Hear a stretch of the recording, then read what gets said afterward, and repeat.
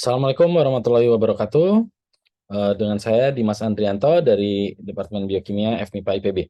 Baik, untuk ini adalah rangkaian dari mata kuliah biosinyal untuk program studi S1 Biokimia di IPB. Pada pertemuan ini kita akan mempelajari mengenai feromon. Jadi ini adalah pertemuan ketiga ya sebetulnya mengenai feromon ini.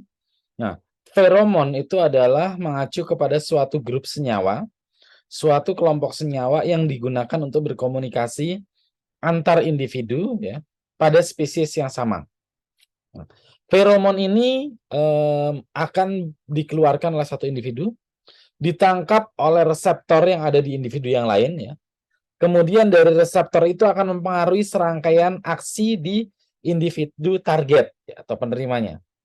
Nah, serangkaian aksi ini bisa jadi dia akan memicu ya, dia memicu em, keluarnya hormon, internal hormon ya endokrin di individu yang lain ya.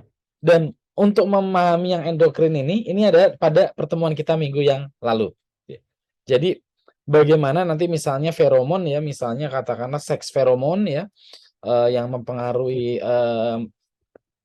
seks ya pada individu dengan jenis kelamin berlawanan, misalnya ada betina gitu ya melepaskan feromon ditangkap oleh individu jantan. Ya, kemudian kalau pada manusia misalnya nanti ada sensor di sini masuk ke otak ya, dari otak itu akan mengirim sinyal dan memicu untuk pelepasan misalnya testosteron gitu ya. Nah, ini nanti bagaimana aksi testosteronnya, nah itu yang sudah kita pelajari minggu yang lalu ya. Jadi dari kelenjar endokrinnya kemudian terkirim ke seluruh tubuh ke sel target itu akan mempengaruhi dan itu nanti akan tercermin dari perilaku individu tersebut. Jadi dari hormon ini akan mempengaruhi. Yang mempengaruhi ya baik secara sadar maupun di bawah sadar. Nanti kita akan sampai ke situ. Jadi untuk mempelajari pertemuan ini, pertemuan yang kemarin ya tentang hormon itu harus sudah paham. Oke. Ya, sekarang lingkup pembahasan kita kali ini adalah feromon ya. Apa itu feromon? Tadi sudah disampaikan sekilas. Kemudian feromon untuk apa? Untuk berkomunikasi antar individu ya pada spesies yang sama. Nah, dari mana feromon itu bisa disintesis? Nah, ini nanti akan berbeda, tiap spesies akan berbeda. Feromon bisa disintesisnya tiap spesies berbeda. Kemudian reseptor dan detektor dari feromon.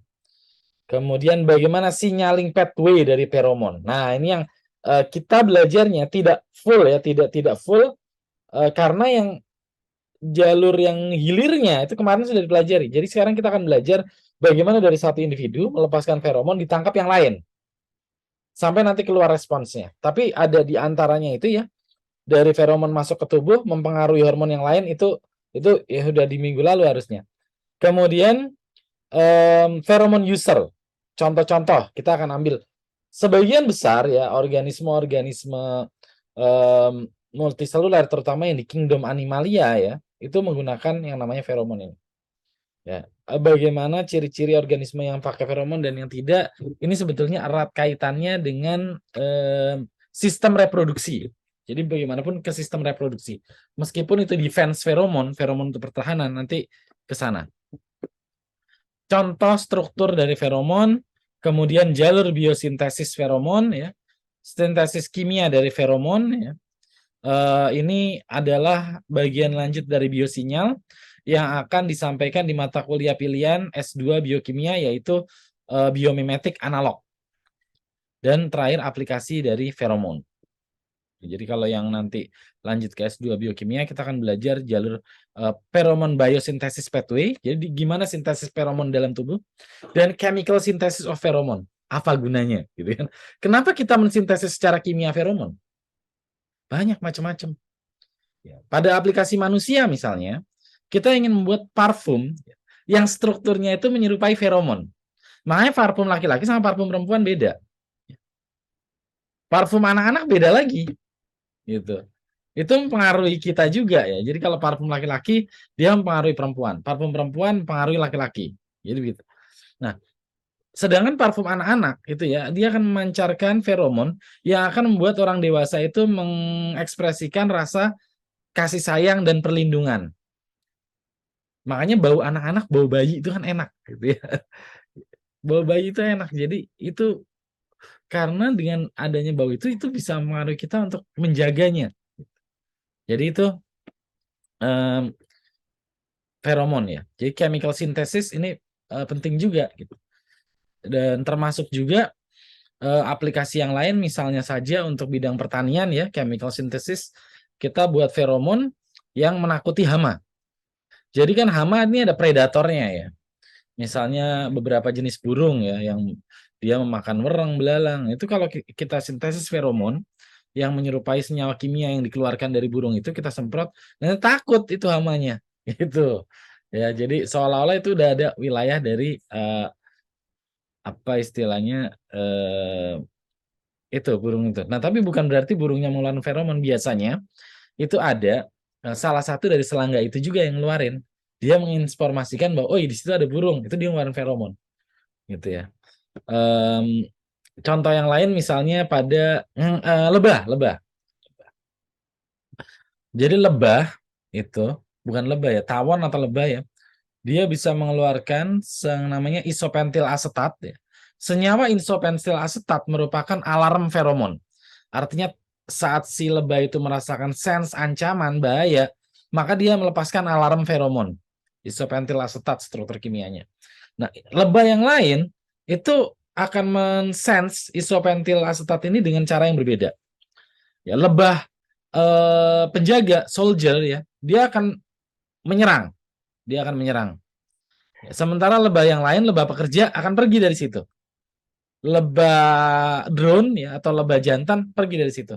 Gitu. Jadi ini menarik ya. Jadi dia akan menyerang. Makanya dan beberapa spesies lebah yang agresif, dia bahkan bisa menyerang secara terkoordinasi. Jadi misalnya nih ada orang yang berusaha mengganggu sarangnya gitu ya. Si satu lebah akan menyerang tuh.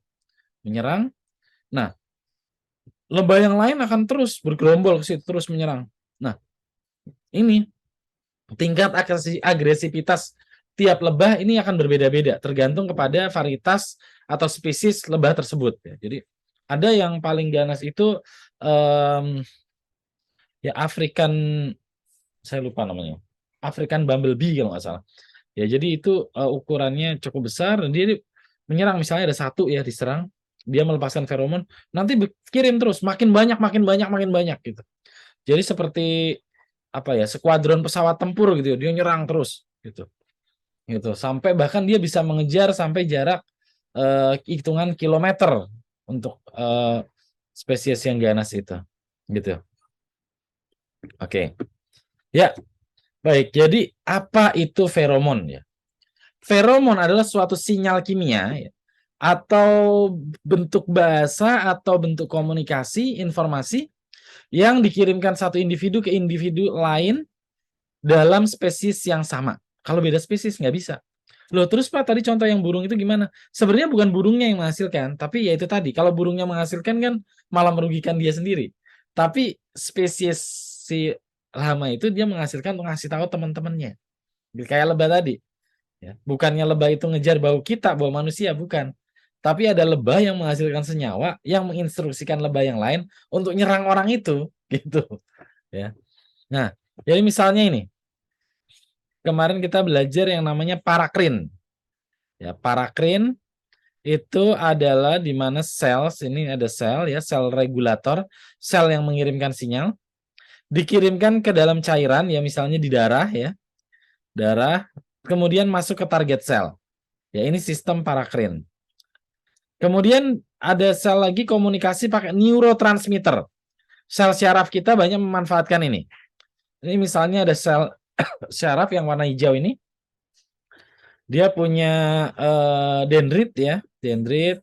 Nah, ini sinyal listrik akan mengalir sepanjang serabut dendrit yang panjang ini dan dikirimkan oleh suatu senyawa. Nah, ini biasanya asetilkolin di sini nih. Asetilkolin, enzimnya itu asetilkolin esterase. Nah, di sini ini prosesnya bagaimana informasi bisa terkirim dari sel otak yang satu atau sel syaraf ke sel otak atau sel syaraf yang lain. Sistemnya seperti ini. Sistem komunikasinya, neurotransmitter. Nah, ini sedikit informasi aja. Ya, banyak riset terkait Alzheimer itu yang bekerja bagaimana melihat mekanisme Alzheimer terhadap enzim asetilkolin esterase di sini. Kemudian ada lagi sistem yang namanya sistem neurohormon ya. Neurohormon ini dia melibatkan sistem syaraf ya sebagai sel regulatornya. Jadi syaraf ini sebagai regulator, dia akan melepaskan senyawa yang namanya neurohormon. Ini mix antara sistem parakrin dengan neurotransmitter tadi. Nah, terus kemudian ada sistem yang namanya true hormon, hormon sejati ya atau endokrin. Ya, nah, endokrin ini dia memanfaatkan aliran darah. Nah, bedanya dari poin A, para itu artinya sebelah ya. Jadi dia misalnya melewati longga intraperitoneal ya di perut. Ya, jadi dia difusi aja gitu, nggak ngalir. Tapi kalau yang ini bisa jauh ini. Kalau parakrin dekat, kalau endokrin ini bisa jauh. True hormon. Ya, dia bisa ke seluruh tubuh. Ya, misalnya ini hormon-hormon pada hormon pertumbuhan misalnya. Kan hormon pertumbuhan tidak boleh mempengaruhi satu bagian tertentu, tapi harus seluruh tubuh kita. Kalau mempengaruhi satu bagian tertentu, nanti pertumbuhannya tidak seimbang. Nah, yang terakhir itu namanya feromon. Nah, feromon digunakan untuk berkomunikasi dari sel regulator di individu satu ke sel reseptor di individu yang lain. Jadi ini berbeda individu nih. Ini misalnya kupu-kupu ya, betina misalnya melepaskan feromon ditangkap oleh kupu-kupu jantan. Nanti yang jantan mengejar yang betina. Nah, feromon ya, kenapa ini contohnya kayak gini ya, jantan betina? Karena feromon itu dihasilkan itu utamanya tadi saya sampaikan untuk terkait dengan sistem reproduksi. Kenapa begitu? Saya ambilkan contoh ya. Organisme yang berkembang biak secara aseksual, ya, membelah diri, itu biasanya tidak menghasilkan feromon. Kenapa? Karena organisme yang berkembang biak dengan membelah diri, mereka tuh gennya tanda kutip sudah sempurna. Sebagai contoh, misalnya yang paling sering dikasih contoh di buku biologi itu planaria. Planaria atau spon laut.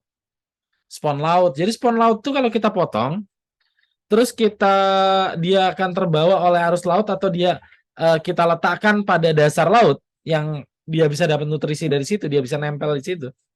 Dia akan membuat semacam kayak bukan akar ya, untuk penempelan dan menyerap nutrisi di situ. Dia tumbuh jadi individu baru.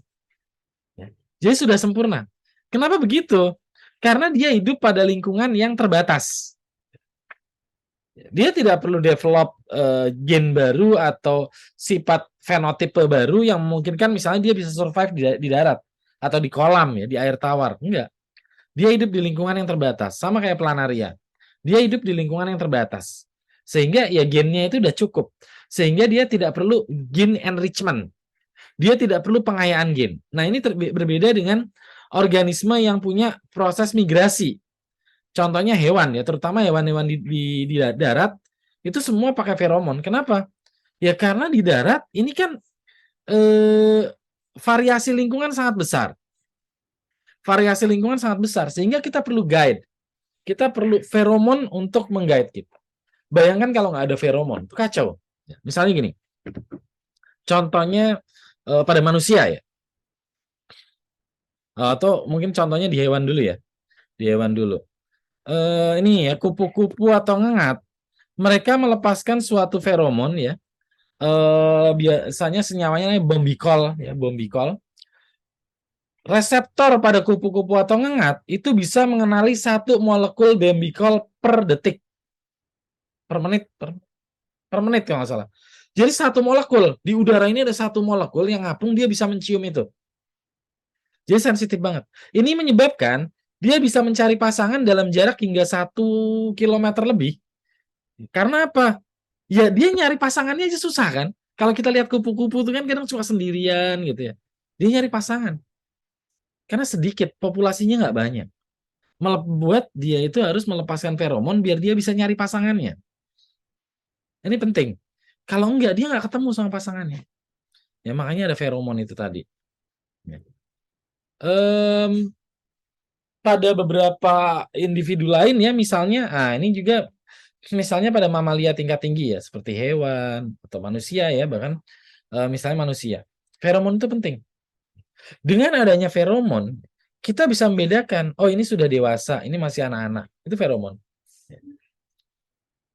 Misalnya, ya ada misalnya laki-laki ya, terus ada perempuan. Itu kan kita bisa bedain, oh ini sudah dewasa, ini masih anak-anak. Itu feromon itu.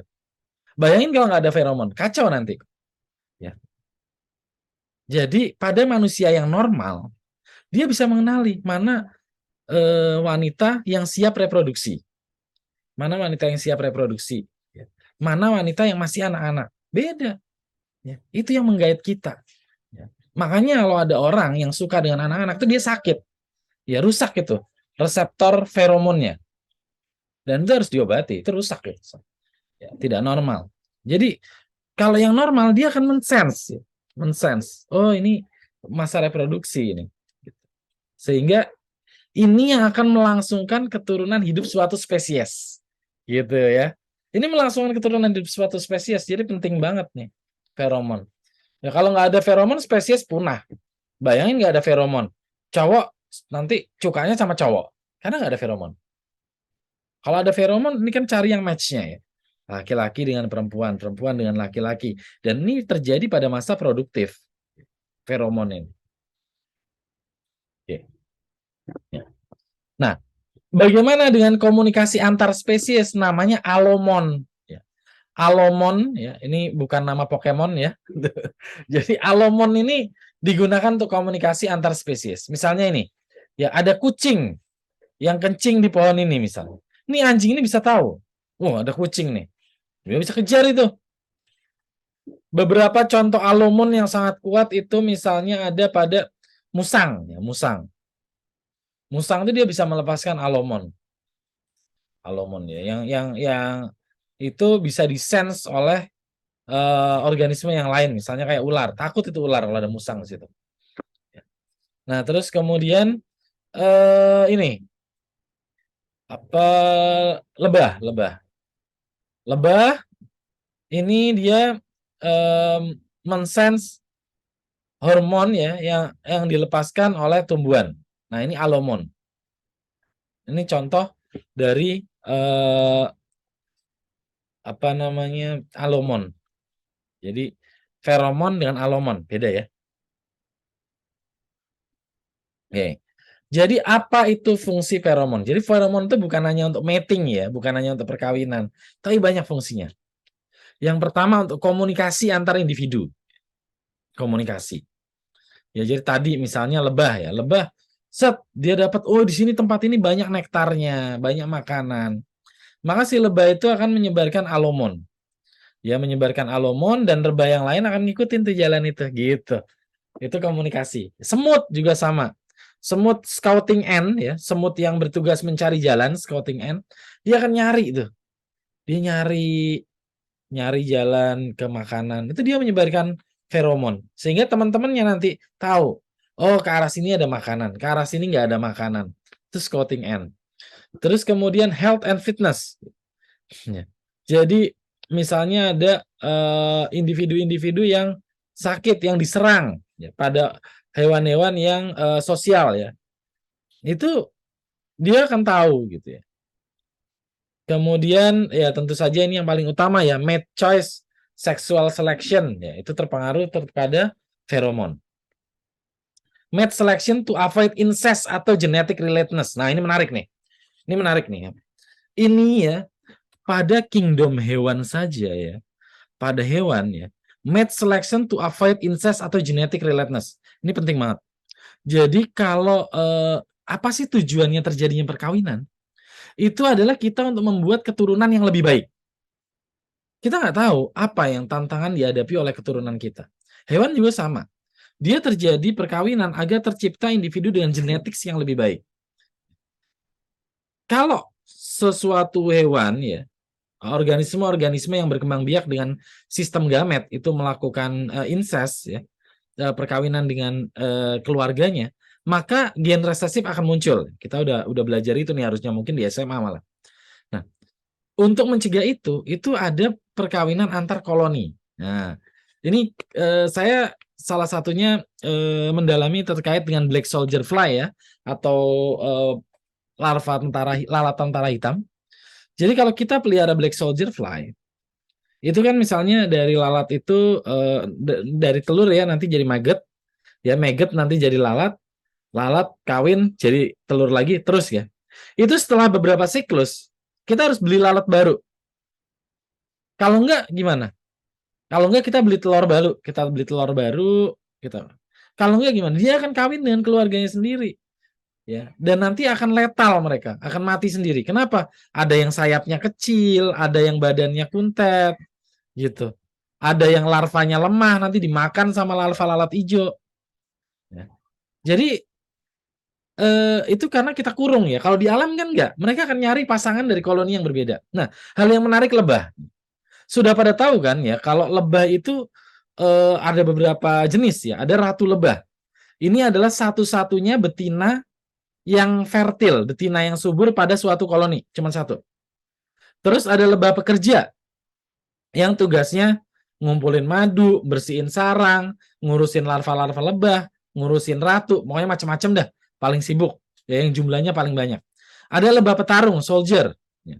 Oh iya, lebah pekerja itu semuanya betina tapi steril, nggak bisa punya telur. Ada lebah soldier, petarung, itu betina juga ya, betina juga. Banyak spesies ada yang jantan juga sih, tapi dia ya kerjanya untuk bertarung ya, kerjanya untuk menyerang ancaman. Dan ada lebah drone ya, lebah drone ini adalah lebah jantan yang tugasnya untuk kawin. Nah, ini yang menarik nih, kawinnya sama siapa? Dia nyari ratu lebah lain. Jadi lebah drone ini nggak ngawinin ratunya sendiri. Dia akan jadi lebah drone ini kalau sudah dewasa dia pergi nyari ratu dari koloni yang lain, ya. Nyari ratu dari koloni yang lain untuk dilakukan proses perkawinan.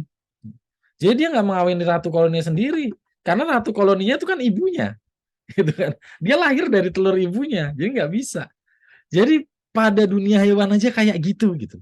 Makanya kalau manusia melakukan itu lebih rendah daripada hewan. Gitu. Ini banyak yang kita bisa pelajari dari sini. Ya, jadi ini avoid incest genetic relatedness. Ini penting banget. Ya, di dunia hewan ini penting. Sexual maturation. Nah, tadi sudah saya jelaskan ya.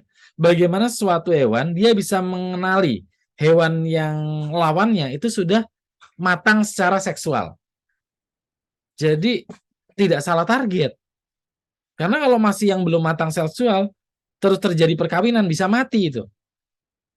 Bisa mati. Jadi ini terjadi pada individu yang sudah dewasa, gitu. Ya.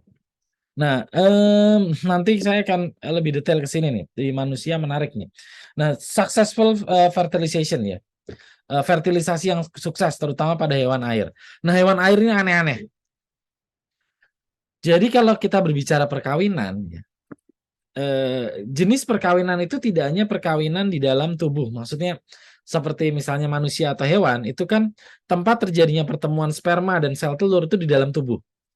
Terjadi proses pertemuan dua sel ini di dalam tubuh. Ya, tapi nggak semua hewan begitu. Banyak juga hewan yang menghasilkan istilahnya non-fertilized egg, ya, telur yang tidak dibuahi. Terutama hewan-hewan laut tadi. Ya kayak ikan-ikan, siput. Jadi yang ikan-ikan betina, dia ngasilin telur itu telur kosong, belum dibuahi. Ya, bekicot itu ngasilin telur kosong. Nah, nanti bekicot betina ngasilin telur dia pergi aja. Atau dia dijagain, ada juga yang dijagain, ada yang pergi. Nanti ada bekicot jantan datang, telurnya dibuahin. Gitu. Nah, ini tiap spesies nanti beda-beda nih. Nah, jadi kayak laba-laba juga gitu ya. Laba-laba, beberapa laba-laba dia menghasilkan telur yang tidak dibuahi. Nanti ada laba-laba jantan, dia membuahi telurnya. Setelah selesai membuahi telurnya dimakan sama yang betina. Sadis banget ya. Ya itu. Animal Kingdom memang aneh-aneh kalau mau nonton National Geographic tuh. Ngeri tuh. Laba-laba yang paling ini ya, banyak yang aneh-aneh ya.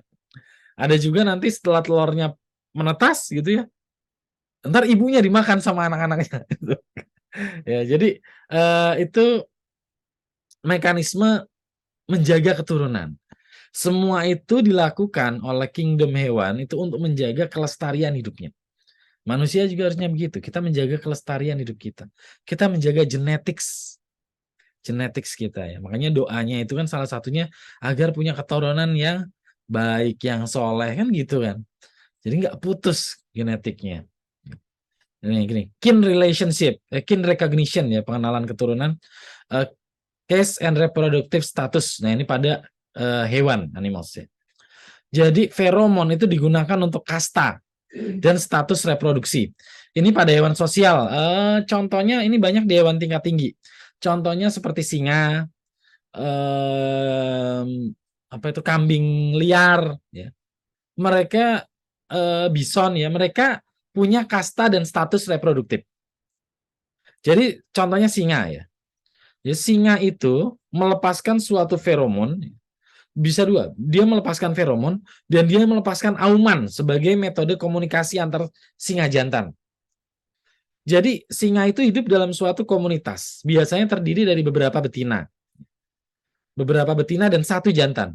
Jadi satu jantan ini dia mengelola beberapa singa betina. Nah, singa betina ini yang nyari makan, yang ngurus anak, gitu. Singa jantan apa tugasnya? Mempertahankan wilayah. Jadi nanti kalau ada singa jantan lain menyerang, nah itu dia yang mempertahankan. Ini hewan-hewan yang seksual, termasuk yang sosial, termasuk seperti kambing liar, itu mereka seperti itu. Jadi ada bosnya, makanya suka pada berantem kan, seruduk-serudukan. Itu mereka memperebutkan, kambing-kambing jantan itu memperebutkan kekuasaan atas kelompoknya. Nah, ini juga terjadi pada singa ya, misalnya singa nih.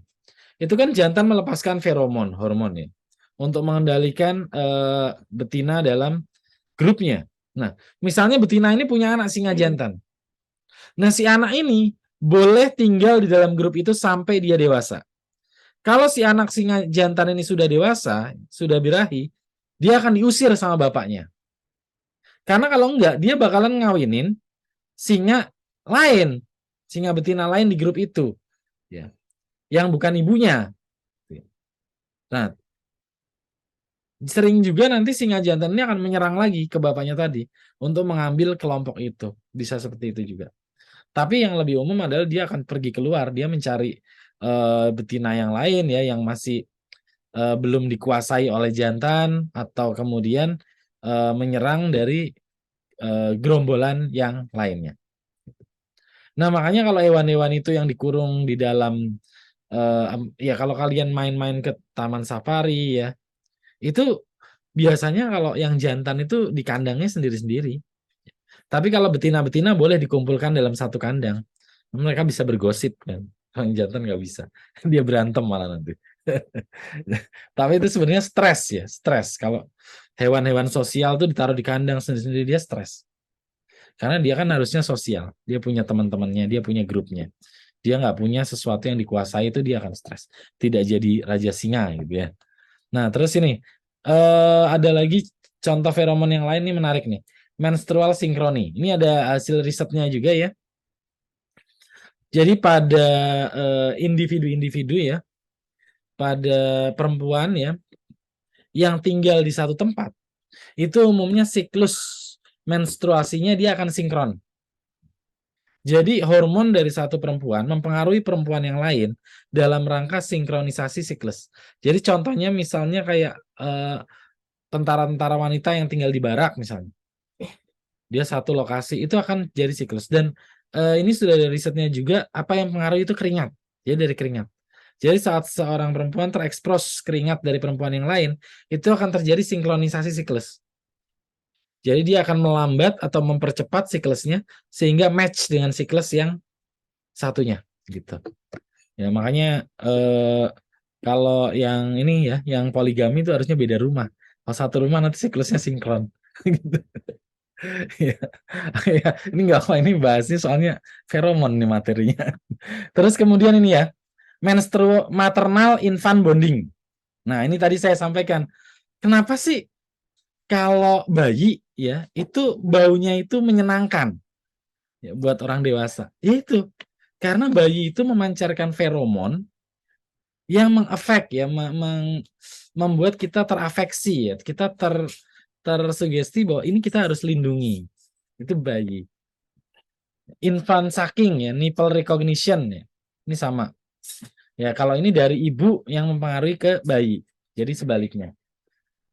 Kemudian dominan hierarki aggression ya, seperti tadi yang ini kaitannya dengan sosial sama territory and trail marking ya. Tadi di semut contohnya, serigala juga sama.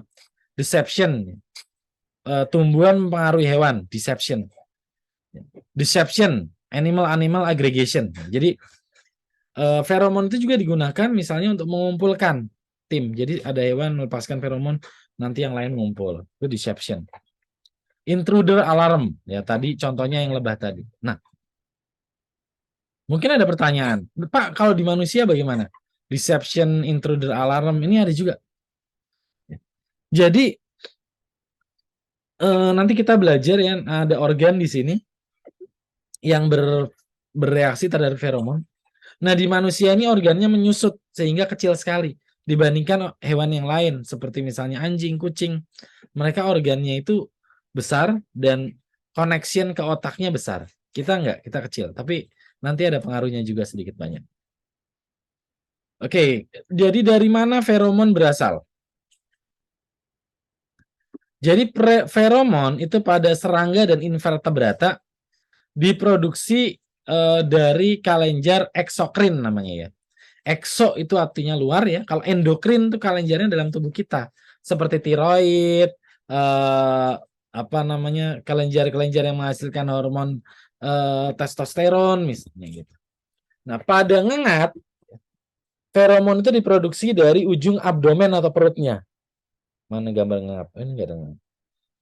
Nah, pada semut dan lebah, dia diproduksi pada kelenjar mandibula di dekat apa ini namanya? Di dekat sengatnya, bukan sengat ya. Ya mandibula ya, itu yang capit yang di depannya itu. Atau ada juga yang di antara segmen perutnya atau abdomen. Ya ini pada tawon ya, wasp. Pada tawon kelenjar eksokrinnya ada di sini ya, di badannya ini. Tapi dia dikeluarkan lewat mandibula. Ini ada salurannya ke depan. Nah, pada tawon, pada lebah, ini ada kelenjarnya posisinya sama, tapi dia ada yang di kepala juga. Ya, terus kemudian dikeluarkan di sini. Pada semut, ya ada dua, ada yang di depan dan ada yang di belakang. Untuk trailing mungkin yang di belakang ya, untuk yang lain misalnya untuk apa misalnya untuk sense kalau ada penyerangan itu mungkin yang di depan. Nah, pada rayap ini di depan saja. Karena rayap tidak trailing ya, biasanya dia untuk sense kalau ada penyerangan aja. Oke, jadi pada manusia bagaimana? Pada manusia feromon dihasilkan dari beberapa tempat ya. Yang pertama air mata. Ya, seperti di bayi itu banyak dari air mata, senyawa-senyawa kimia yang mempengaruhi individu lain. Urin, keringat, ya, dan kelenjar yang lain. Ini kadang juga ini bukan pada manusia aja nih. Termasuk juga pada apa namanya? Hewan-hewan juga ya. Saya pernah melakukan riset ya pada orangutan ya. Jadi orangutan itu dia kan populasinya nggak banyak. Jadi orangutan ini populasinya nggak banyak. Jadi bagi orangutan jantan untuk menemukan betina tuh sulit gitu ya, sulit. Nah, oleh karena itu kalau dia menemukan betina itu pasti itu akan dikawinkan tuh, akan dikawini. Nah, sense-nya apakah dia sudah dewasa atau belum itu dari urin memang. Nah, sense-nya feromonnya itu dari urin. Jadi dia akan sense itu. Nah, kemudian orangutan itu mengandung dalam waktu yang lama. Berapa bulan ya? Saya lupa tuh. Mungkin dekat-dekat manusia juga. Nah, pada masa-masa kehamilan awal ini yang berbahaya sama seperti manusia. Jadi deteksi kehamilan pada orangutan ini juga menjadi penting. Ini waktu itu saya meriset bagaimana kita bisa melakukan membuat test pack ya untuk orangutan. Belum ada tuh. Orangutan juga pakai test pack tuh ya. Jadi ini menarik nih. Jadi begitu ketahuan hamil tuh harus dipisahin. Kalau enggak nanti KDRT bisa keguguran. gitu. Orangutan nih, namanya juga orangutan gitu ya. Ya, jadi ini kelenjar-kelenjar yang menghasilkan feromon. Nah, feromon banyak yang terhubung pada kelenjar di kulit ya untuk memastikan dia tersebar luas gitu ya. Makanya eh, nah, terus juga feromon ini bisa termodifikasi strukturnya oleh mikroba yang hidup di tempat yang lembab, seperti di dekat ketiak, selangkangan gitu ya, di leher itu bisa termodifikasi, ya, termasuk di mulut. Kemudian kelenjar apokrin itu ada di daerah genitalia, ya, termasuk daerah-daerah kelamin sekunder seperti di sekitar dada atau payudara. Nah, sintesisnya diatur oleh peptida yang namanya PBAN, Pheromone Biosynthesis Activating Neurohormone. Ini struktur kimianya. Diproduksi oleh subesophageal ganglion. Ini bagian dari sistem syaraf. Jadi ini diproduksi di situ. Nah, ini apa namanya? Ini bawah sadar ya, bawah sadar. Jadi saat seorang udah dewasa, ya udah, ini akan diproduksi ini peptida ini. Gitu. Ya makanya itu yang nanti akan mengakibatkan akil balik. Nah, ini feromon detektor organ. Nah, ini misalnya pada ngengat, bombix, ya bombik mori. Dia akan bisa menangkap senyawa yang namanya bombikol. Ini banyak rambut-rambut ini sangat sensitif terhadap senyawa bombikol. Ini antena beberapa serangga gitu ya. Jadi kalau kita zoom, kita lihat di mikroskop elektron, kita akan melihat rambut-rambut halus. Rambut-rambut halus ini yang bisa menangkap feromon yang ada di udara. Antena semut. Jadi semut satu kalau ketemu semut yang lain tuh salaman. Sebenarnya bukan salaman, tapi dia nempelin antenanya. Jadi kalau ada senyawa-senyawa kimia di antena semut yang satu, dikasih ke semut yang lain. Jadi semut yang lain tahu, oh di sana ada gula loh, oh di sana ada madu loh. Jadi dia tahu. Nanti semut scout yang berikutnya akan melepaskan feromon sehingga semut yang lain bisa ngikutin jejak dia. Kemudian ini feromon detektor ya. Namanya itu Jacobson atau vomeronasal organ. Singkatannya VMO. Nah, VNO ini contohnya pada kucing ya. Pada kucing, VNO ini ada kelenjar di sini ya. Antara perbatasan hidung dan mulut ya, di atasnya langit-langit gitu ya. Dan dia luas, permukaannya luas dan tingkat sensitivitasnya tinggi. Kemudian di sini dia terhubung oleh langsung ke selnya masuk ke otak sehingga sangat sensitif. Nah, di manusia VNO ini vomeronasal organnya ini ada di hidung ya, di bagian atas hidung ya, dekat sensor pembau olfaktori mukosa. Nah, ini sensor pembau nih, besar sensor pembau di sini. Kita bisa sense bau. Nah, VNO-nya ada di sini, di perbatasan antara langit-langit sama bagian atas hidung dan tapi ukurannya kecil. Ya. Makanya kita nggak terlalu sensitif dibandingkan hewan-hewan yang lain. Ya, mungkin kenapa seperti ini? Ya, mungkin kalau sensitif kita malah stres kali ya. Apalagi yang hidup di kota. Malah pusing kali. Jadi VNO-nya ini bahkan beberapa riset menyampaikan bahwa VNO di manusia itu sudah mengalami kehilangan fungsi. Jadi sudah mengalami penghilangan fungsi. Tapi beberapa riset yang lain menunjukkan bahwa VNO di manusia ini masih berfungsi, cuman fungsinya mekanisme detailnya belum diketahui. Dan ini juga ada yang menyatakan bahwa kadang pernah nggak kita ketemu orang, padahal baru pertama ketemu, tapi kita kayak udah punya first impression gitu. Oh, enak nih orang ini. Oh, kok orang ini kayaknya nyebelin ya. Padahal belum terjadi apa-apa gitu. Ya, itu terjadi karena VNO ini. Kita sense dari feromon yang dihasilkan oleh lawan bicara kita ya, oleh orang yang kita temui bahkan sebelum dia berbicara ya. Sense dan ini terdetek oleh VNO kita yang menerjemahkan menjadi sinyal di otak kita. Nah, ini kita nggak tahu. Ya, karena kan ya ini kan genetik gitu ya. Mungkin ada kejadian apa di masa lalu oleh nenek moyangnya gitu ya. Sehingga VNO-nya nggak cocok atau sehingga VNO-nya cocok gitu pada pandangan pertama, first impression. Kadang-kadang, nah ini masih susah dijelaskan. Dan kadang ya itu tadi ya, terbawa ke bawah sadar misalnya ketemu lagi di mimpi.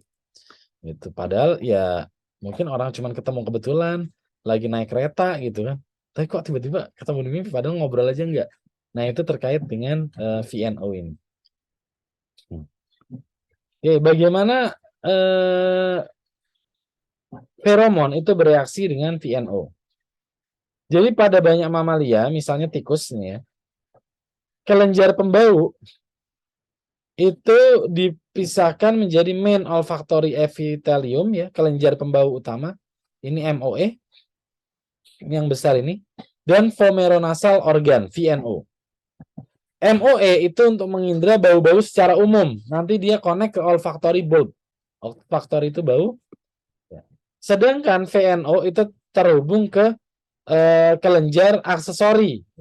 Aksesori olfactory bulb, AOB. Nah, dua input ini akan diolah oleh otak dan menghasilkan respon yang akan diikuti oleh hewan itu. Nah, olfactory bulb terproyeksikan ke bagian korteks dari neuron, sedangkan AOB masuk ke amigdala. Hanya ke amigdala. Jadi ini kita lihat ya. Jadi korteks ini tempat pemrosesan informasi ya, misalnya dia akan proses itu ada makanan segala macam. Ya, sedangkan amigdala ini biasanya terkait dengan memori jangka panjang. Ya, nah kalau di manusia ya itu amigdala itu nyimpen hafalan-hafalan kita, hal-hal yang ada di bawah sadar ya, yang udah tertanam banget mengkristal di otak kita itu di amigdala. Gitu.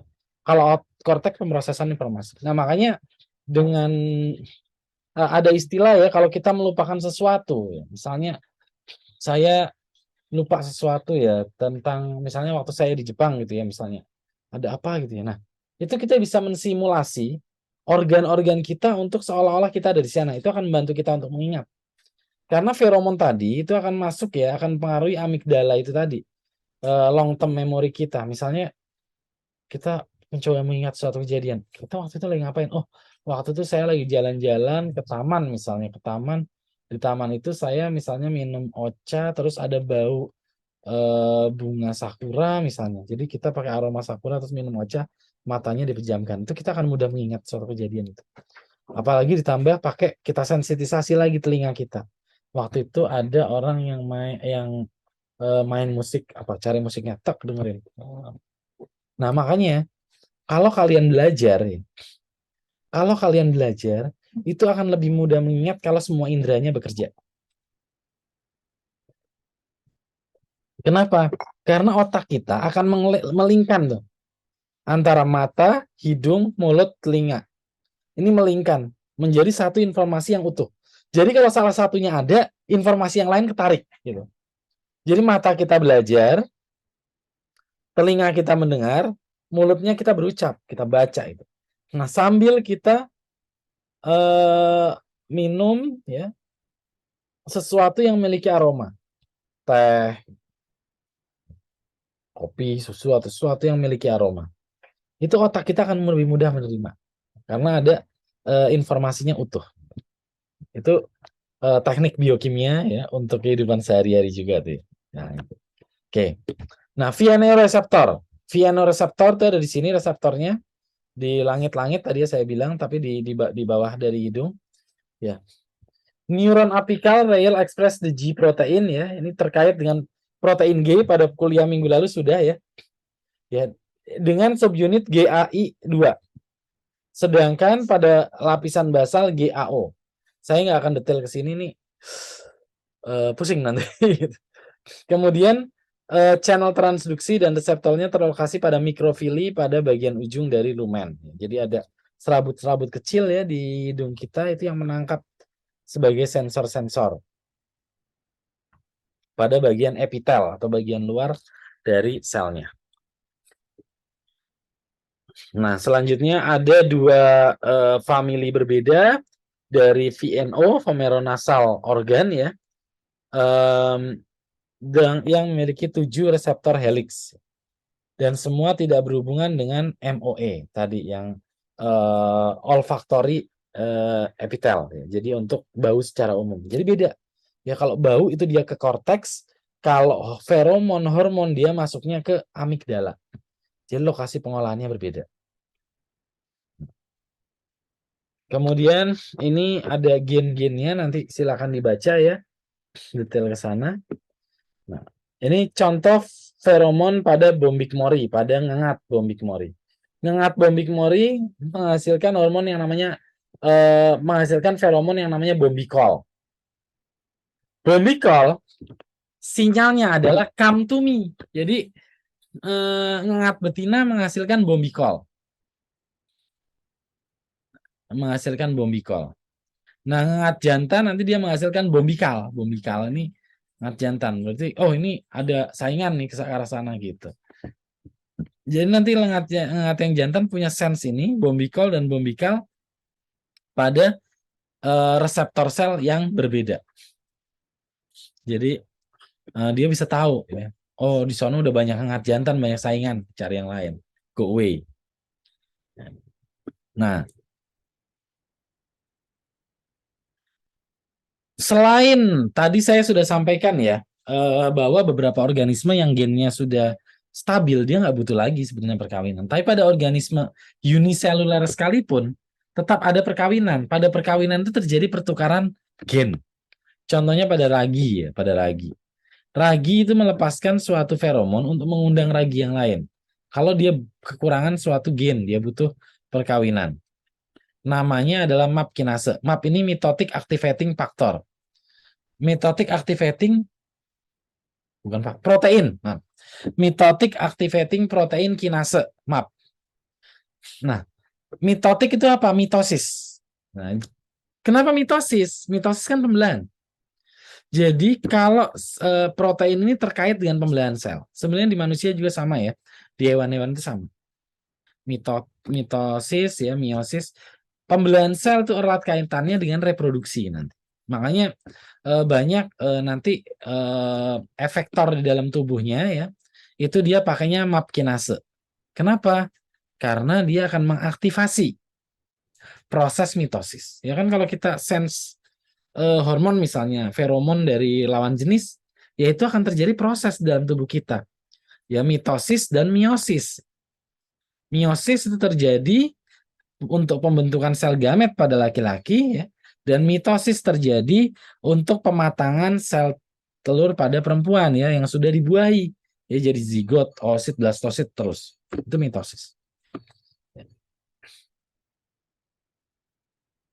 Nah, untuk mamalia dan manusia, feromon ya, ini inisiatornya ya. Jadi kalau bisa masuk di tubuh itu akan tersensitisasi oleh VNO, vomeronasal organ. VNO punya 10.000 kali sensitivitas dibandingkan sensor bau. Jadi kalau kita nyium bau Indomie misalnya, sama bau parfum, kita bisa merasakan bau parfum dengan konsentrasi yang 1000 kali lebih rendah daripada bau Indomie. Sedikit aja kita udah, wangi gitu kan. Ya karena ini dia masuknya bukan di olfactory ya, tapi dia masuknya di VNO. VNO ini nanti akan melepaskan sinyal dan memicu hipotalamus untuk melepaskan senyawa yang namanya feniletilamin (PEA), suatu hormon ya, norepinefrin, nenopinefrin ya, nenopinefrin, endorfin memicu rasa senang, oksitosin ya, dan dopamin senang dan tenang ini ya. Endorfin bukan endorfin, ini endorfin nih harusnya salah nih. P lagi. Ya, oksitosin. Ini oksitonin bukan oksitosin. Nah, efek yang dihasilkan dari semua hormon ini adalah bervariasi pada tiap organ. Yang pertama, pada jantung dia akan meningkatkan detak jantung. Pada napas ya, karena detak jantung meningkat, maka sirkulasi oksigen meningkat. Karena sirkulasi oksigen meningkat, maka laju pernapasan harus makin cepat. Detak napas makin cepat. Nah, ini semua akan berujung pada peningkatan suhu tubuh. Karena siklus Krebs dan transport elektron makin cepat. Jadi energi makin banyak diproduksi. Nah, kemudian akan timbul ya rasa. Nah, rasa ini bawah sadar. Makanya saya bilang, Ya pada pertemuan yang lalu saya cerita, jangan main-main sama hormon. Doping hormon itu bahaya banget. Itu mempengaruhi rasa. Bisa berubah tuh orang tuh. Jadi rasa suka tidak suka ya, cinta atau benci ini hormon ini semua. Feniletilamin, dopamin, norepinefrin ini memicu rasa malu. Endorfin itu memicu rasa nyaman ya. Oksitosin memicu rasa apa ya ini? Ya romantis ya, rasa romantis. Jadi ini hormon semua nih. Nah, kemudian ini yang memandu kita menemukan partner yang tepat. Dan ini bukan di manusia ya, hewan juga begini. Terutama primata, terutama mamalia primata itu.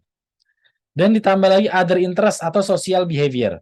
Misalnya pada beberapa jenis burung ya, dia akan menampilkan tarian-tarian burung untuk mengundang pasangan gitu ya, atau auman pada singa tadi. Ya, itu other social behavior. Ya kalau manusia juga sama. Itu kan memicu jadi salting gitu ya, jadi salah tingkah gitu kan. Oh, jadi karena jadi bingung gitu. Ya, memicu siklus menstruasi ya,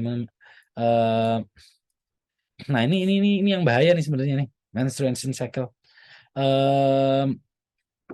Dulu waktu saya masih sekolah gitu ya, umumnya terjadi akil balik itu SMP, tapi sekarang kayaknya SD aja pada mungkin kelas 4, kelas 5 itu udah pada akil balik ya. Nah, kalau untuk laki-laki sih nggak terlalu pengaruh, tapi untuk perempuan nih sebenarnya nggak bagus ya. Masa menstruasinya maju, tapi masa pernikahan mundur. Rata-rata kan sekarang umur pernikahan mundur. Ya kalau dulu banyak orang nikah umur di bawah 20 tahun, sekarang 30 tahun tuh banyak yang baru pada nikah. Padahal masa menstruasi maju, ini nggak bagus. Karena masa suburnya jadi lebih pendek. Karena perempuan itu dari lahir sudah mengandung sel telur pada jumlah tertentu. Antara berapa ya? 200 kali ya, 200 sampai 300 kalau nggak salah. Saya lupa angka pastinya. Ya, 200 sampai 300 kalau nggak salah. Dan ini genetics kan. Kalau sel telur itu makin cepat dipakai, dia makin cepat habis. Usia menopausnya maju. Jadi ini sebenarnya nggak bagus. Ya, usia menopause maju kan nanti implikasinya banyak. Implikasinya banyak ya, karena selain secara seksual, nanti menopause juga akan mempengaruhi kesehatan. Seperti misalnya aterosklerosis. Itu lebih mudah terjadi pada orang yang menopause. Gitu. Jadi ini sebetulnya sesuatu yang secara biokimia juga patut diwaspadai. Gitu. Ya ini terjadi karena exposure informasi yang kadang berlebih. Ya, jadi anak-anak itu ya banyak yang dewasa sebelum waktunya, bisa dibilang begitu. Ya, peningkatan kelenjar hormon ya, keringat, testosteron pada laki-laki dan estrogen pada perempuan. Oke. Nah, feromon pada manusia. Pada tahun 1998 ya, sudah diteliti bahwa tikus ya, bukan tikus, mencit memiliki 100 pomeronasal gen. Terbagi jadi dua famili, V1R dan V2R. Nah, data ini digunakan untuk menghitung gen yang namanya V1RL1, V1R like gene 1 pada kromosom 19. Bagaimana pada manusia? Pada manusia, DNA VNO ini terbagi menjadi grup etnis. Sampai sekarang sudah diketahui 11 jenis VNO. Dan terbagi pada dua jenis V1RL1 gen. Ya, jadi ada 11 tuh. Makanya nggak tahu ya. Nah, Indonesia sendiri bagaimana, Pak? Di Indonesia belum pernah ada penelitian whole genome sequencing. Jadi gene VNO-nya ada berapa variasi? Belum tahu. Ya, makanya ini mungkin juga yang mengakibatkan misalnya ketidakcocokan antar suku ya. Bisa jadi feromonnya beda gitu. Nggak match ya. Ini bisa teliti ini, menarik ini ya. Ya, kecocokan antara suku A dengan suku B itu menarik nih. Ya, ada yang cocok, ada yang tidak cocok gitu. Dan ini bukan terjadi di Indonesia. Ya orang Jepang juga sama itu. Mereka wah kalau orang ini apa namanya misalnya dulu di Kagawa, ya jangan sama orang Osaka misalnya gitu. kan ada yang kayak gitu.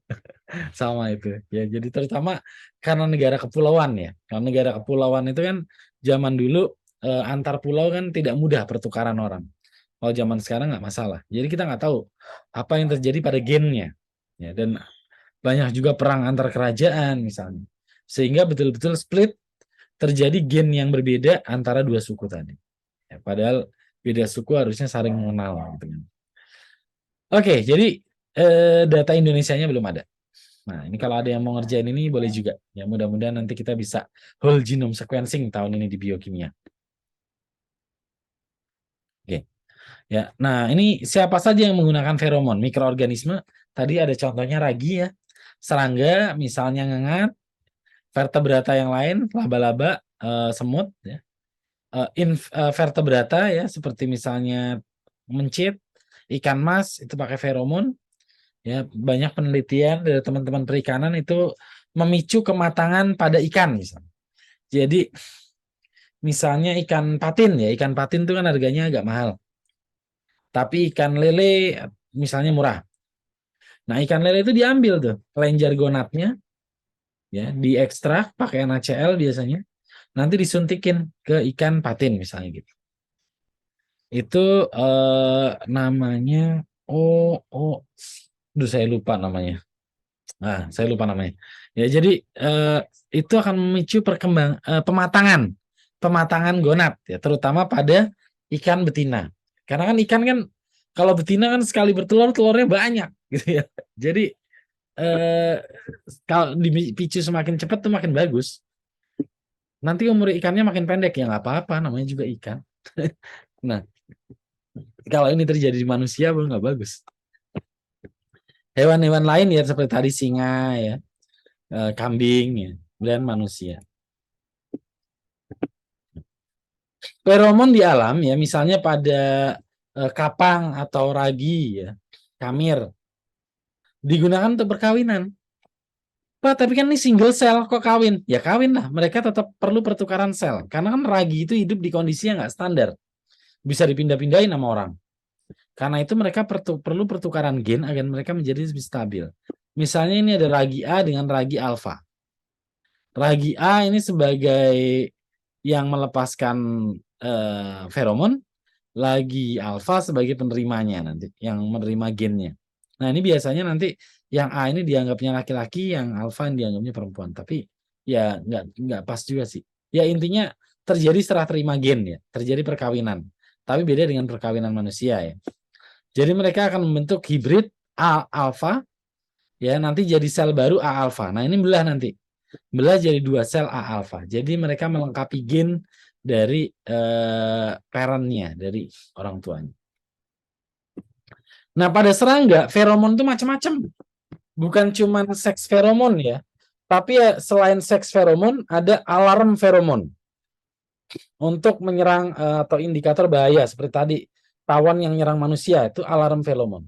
Trail feromon, seperti semut misalnya, mencari makan. Aggregation feromon ya, untuk mengumpulkan. Ini misalnya saja lebah ya, koloni lebah. Terus epidetic feromon. Feromon yang dikirimkan dari koloni yang berbeda.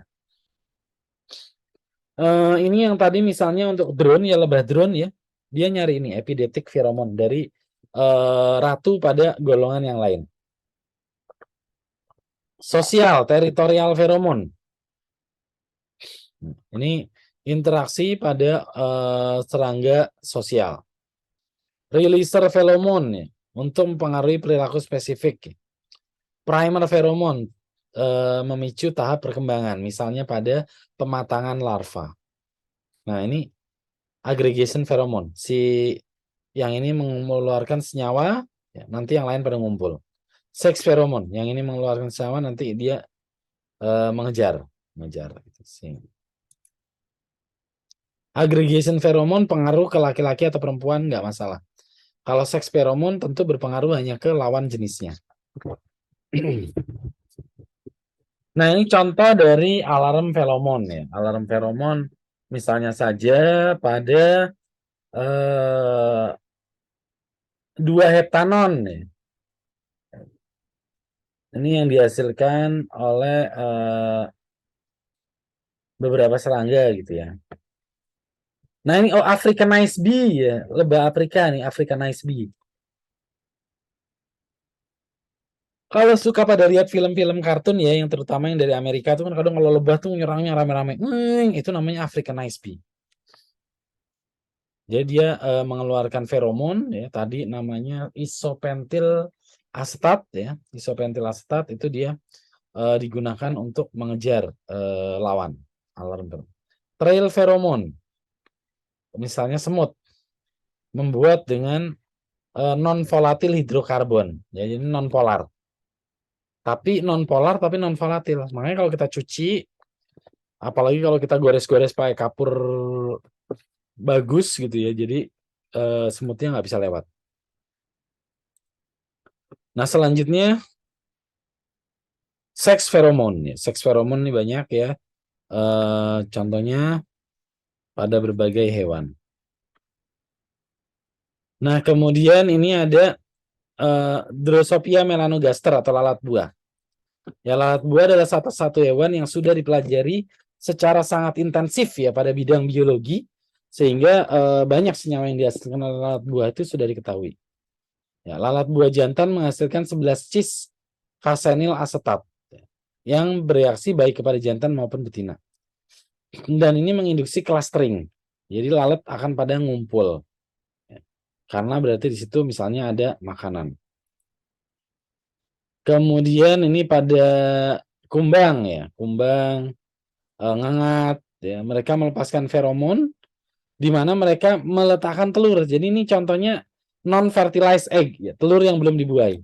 Jadi mereka taruh telur misalnya di bawah daun. Nanti ngengat yang jantan itu akan datang situ membuai telur itu. Jadi kadang dia sendiri nggak tahu siapa pasangannya, nggak tahu. Itu nggak penting. Karena yang penting adalah menjaga kelangsungan spesies. Jadi dia nggak tahu ngengat betinanya yang mana, nggak tahu dia. Gitu. Sedih juga ya. Jadi pasangannya nggak tahu siapa gitu ya. Nah terus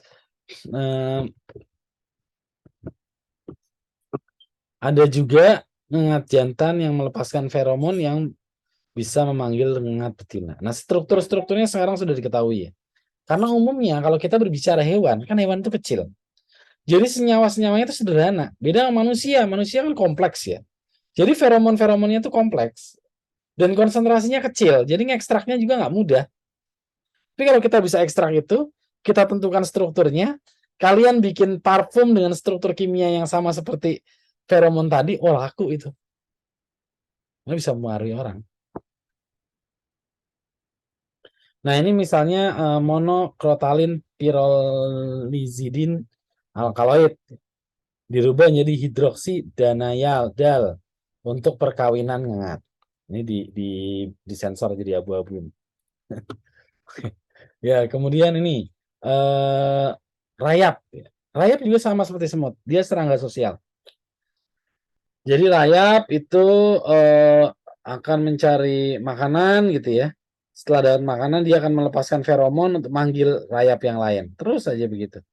Ya, dan berarti di situ makanannya masih banyak. Kayunya banyak yang bisa dicerna.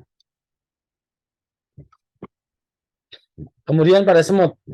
Pada semut ada 5 jenis feromon yang sudah diketahui. 4 heptanon, 2 metil 4 heptanon, 6 metil 5 heptanon, 4 hidroksimetil pentanon, iridoidal, iridomyrcetin. Ya, ini 6 metil heptanon. Ini dipakai untuk macam-macam ya. Ada direct communication ya, misalnya ini, atau indirect ya. Misalnya untuk membangun sarang, dan sarang semut ini bisa sampai tinggi banget gitu. Karena mereka koordinasi dengan feromon itu. Oke, kemudian ini pada ya masih semut juga ya, ini kalau ada putih-putih gini ya, semacam larvanya itu. Kalau kita buka sarang semut karena suka ada yang seperti itu. Ya, dia menggunakan feromon untuk menemukan makanan. Kemudian dia bisa pulang juga ngikutin feromon itu. Nah, dan dia bisa mencari rute yang lebih singkat. Ya, misalnya ini ada titik A ke titik B. Titik biru ke titik merah. Lewat jalur A. Oh, jalur A belok-belok nih. Oh, udah dapat nih. Oh, di sana ada makanan. Nah, semut scouting yang lain akan nyari jalur alternatif. Kalau dia menemukan jalur alternatif yang lebih dekat, dia akan melepaskan lebih banyak feromon. Jadi di jalur A ini ada 3 feromon. Di jalur B ini ada 3. Nah, ntar kan lama-lama semut scoutingnya akan mikir nih, mana yang lebih dekat. Nah, yang lebih dekat akan dikasih feromon lebih banyak. Sehingga semut pekerja akan ngikutin jalur B. Gitu. Gitu ya. Jadi ini bagaimana semut bisa menentukan rute terdekat ke makanan. Ini menarik ini. Nah, kemudian trail feromon ya, alarm feromon. Jadi semut trail feromon menuju ke makanan. Alarm kalau sesuatu yang berbahaya. Kalau ada yang berbahaya nanti dikirim semut pekerja untuk mengecek. Jadi semut yang pengambil itunya nggak perlu ke situ, pengambil makanannya. Nah, lebah. Lebah ini menarik banget nih lebah nih. Kita juga mendalami lebah dan madu di biokimia ya. Di biologi juga ada juga yang mendalami lebah. Eh, Kalau tingkah laku hewan itu di biologi ya, kalau di biokimia utamanya terkait produksinya ya.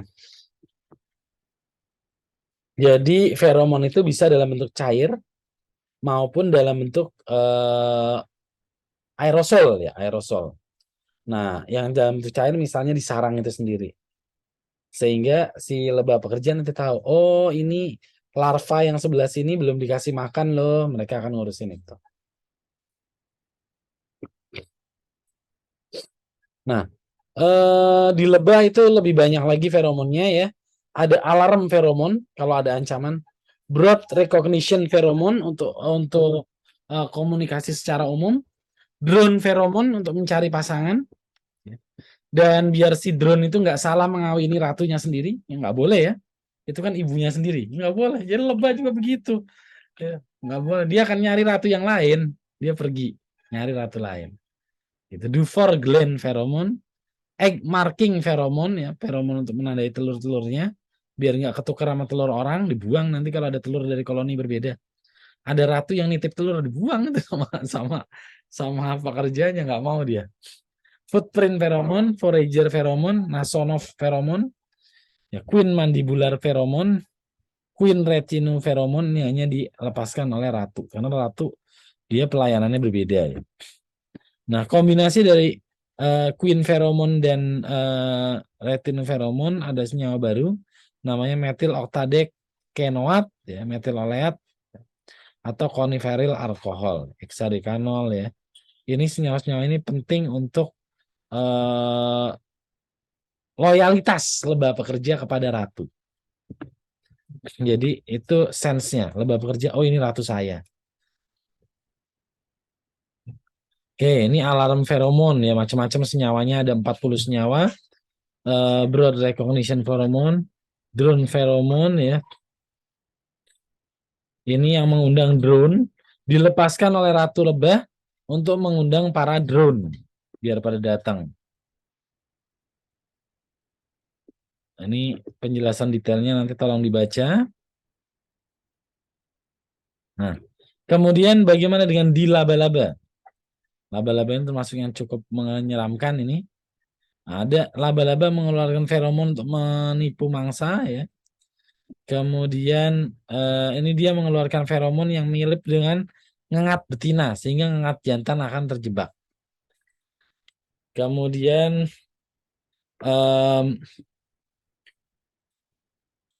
nah ini ada lagi tawon ya, tawon. Ini orchid. Ini adalah bunga yang menyebab tawon. Nah, ada juga yang menarik. Saya lupa hewannya. Apa ya?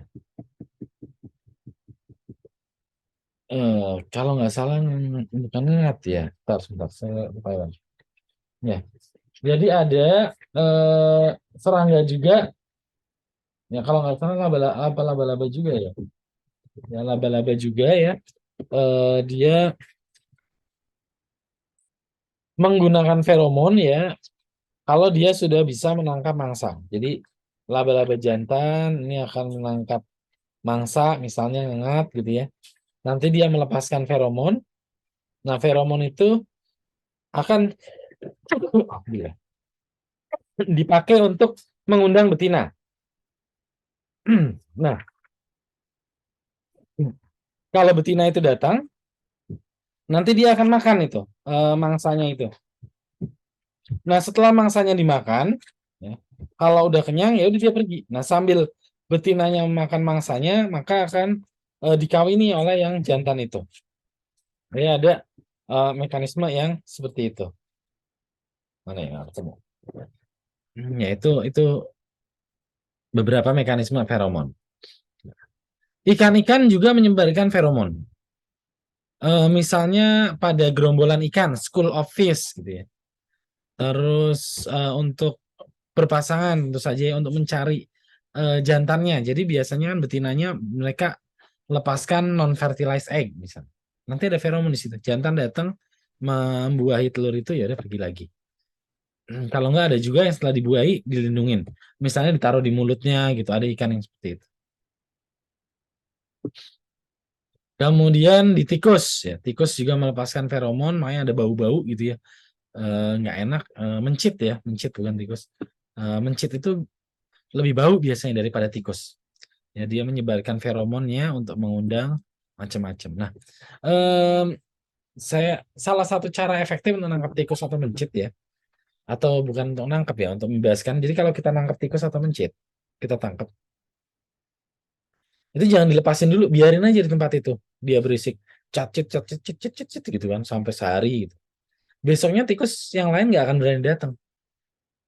Karena dia akan melepaskan feromon, indikator bahaya di situ, dan memberitahu teman-temannya, "Oi, jangan pada kesini, gua kejebak nih, tolong, tolong," gitu kan.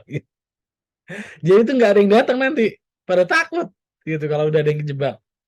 Ya, kejebaknya itu tapi kejebak ini ya, kejebak kejebak misalnya pakai lem gitu kan, dia kejebak tuh, atau kejepit. Nah, itu tikus yang lain nggak akan yang datang. Tapi kalau kejebaknya model jebakan yang ada makanan di situ, misalnya jebakan pakai makanan, belum dia nggak sadar kalau dia kejebak. Malah dia cheat-cheatnya dia akan mengundang teman-temannya lain, "Woi, datang nih banyak makanan di sini." Akhirnya banyak teman-temannya yang lain datang. Gitu. Jadi itu dua dua cara. Nah, ini juga nih, bagi yang penelitiannya in vivo, ya yang pakai tikus, ini penting nih. Ya. Tikus sama mencit itu beda ya. Tikus itu karena ukurannya besar, jadi biasanya kita pakai dia menjadi eh, kandang terpisah. Mencit itu karena ukurannya kecil, kadang kita gabung, padahal nggak boleh. Mencit kalau digabung, jantan sama betina dia kawin. Kacau nanti penelitiannya kalau sampelnya kawin. Ntar pas dibedah ada anaknya, kecil-kecil gitu. Tidak gitu ya. Nah, atau kalau dia jantan sama jantan, dia berantem. Nah, nanti ini akan mempengaruhi hasil penelitian. Jantan yang subordinat ini akan stres. Dan ingat, mereka itu melepaskannya lewat bau dan lewat suara. Maka pada berisik tuh, cacit-cacit itu kan menunjukkan dominasi. Nah, yang kalah itu stres. Makanya bagusnya memang tidak boleh ada interaksi antar sampel, apalagi di satu kotak terus cuma dikasih kawat doang. Ribut ya. Lihat-lihatan gitu kan. Karena ada kawat aja. Ini kalau kawat diangkat gua serang lu gitu kan. Jadi nggak boleh sebenarnya. Nah, ini pada rusa. Ini juga menarik nih. Kasus pada rusa ya. Kalau di Indonesia sih nggak pengaruh, tapi pada mus ya. Mus itu apa ya? Rusa kutub yang besar-besar itu. Betinanya hanya melepaskan feromon pada musim gugur. Kenapa pada musim gugur? Agar terjadi pembuahan pada musim gugur. Sehingga dia akan mengandung selama musim dingin. Dan melahirkan setelah musim semi. Gitu. Jadi nggak sembarangan dia ngelepas feromonnya. Jadi feromonnya mengikuti musim. Kalau dia melahirkan pas musim dingin, mati anaknya. Kalau manusia nggak, kapan aja makin dingin malah makin jadi. Jadi ini enggak nih, nggak bisa dia. Dia musim gugur, jadi dia mengandungnya pada musim dingin, tapi nanti melahirkannya pada musim semi atau musim panas. Nah, burung, burung juga bisa men-sense feromon dari jauh ya, makanya kita manggil burung gitu ya pakai pasangannya gitu ya.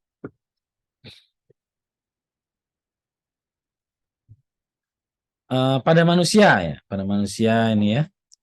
Em, Tadi ya di VNO-nya ini ada sense-nya. Tadi saya sudah sampaikan juga ya.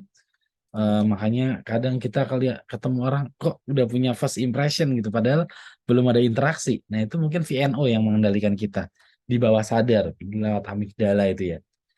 Nah ini ngengat-ngengat serangga-serangga dan senyawa yang dihasilkan. Oke, ini contoh beberapa feromon ya. Methyl butanal, nipple search response in rabbit pup pada anak kelinci. Androstenon, androstenol, ya, attracting and standing response in female pig. Dehydroexobrevikomin, secondary butyl dihydrothiazole, ya, oestrus induction and synchronization in female. Nice. Terus ini ada tamesen, farnesen, hidroksimetilheptanon nih, puberty acceleration. Kemudian ini yang di mamalia secara umum ya, androsteron, alfa androsteron, androstenon. Ya ini androsteron ini sering dipakai juga untuk doping pada laki-laki. Ya padahal bahaya banget ini. Karena dia emang memicu pertumbuhan sel ya, efek androgen. Tapi di satu sisi juga nanti dia akan dimetabolisme menjadi estrogen. Jadi macho outside, feminine inside. Ya, kemudian ini ya pheromone in application ya. Ini untuk kecoa ya, kecoa itu dia apa namanya menggunakan feromon juga untuk mensense wilayahnya. Ini kita bisa misalnya cari senyawa yang tadi untuk mengendalikan serangga, kita jebak gitu ya. Kemudian ini contoh perlengkapan feromon. Jadi ini kertas lem yang di tengahnya ini ada bahan yang menyerupai feromonnya. Kemudian ini ada solving traveling salesman problem using ant colony optimization. Jadi kalau ada titik A, B, C, D, bagaimana si salesman ini bisa mengunjungi semuanya dengan rute yang paling efektif. Nah ini yang bisa memecahkan ini semut. Tadi semut kan bisa mencari rute yang paling efektif. Oke, sepertinya itu sudah semua bahannya. Untuk diskusi silakan bisa dicantumkan di kolom komentar.